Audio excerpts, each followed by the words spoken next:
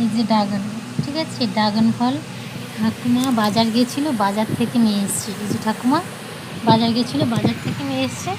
এটা খাবো কেটে, কীরকম কী খেতে তো জানি না, এই ফার্স্ট টাইম খাবো, খেয়ে কেমন টেস্ট সেটা তোমার সাথে শেয়ার করবো।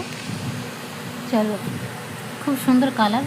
ভাবছি এবার একটা গাছ লাগাবো আমাদের ছাদে, এরকম একটা গাছ লাগাবো ড্রাগনের, তাহলে অনেক অনেক ফল হবে আর বাজার থেকে কিনতেই হবে না। ঠিক আছে, চলো যখন কাটবো তোমাদের তখন দেখাবো।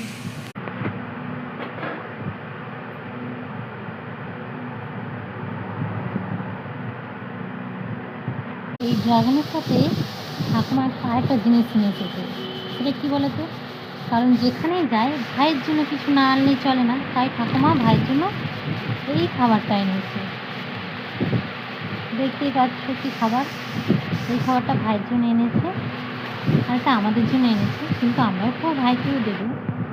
এবার কে খেতে পারবো, এটা ভাইয়ের।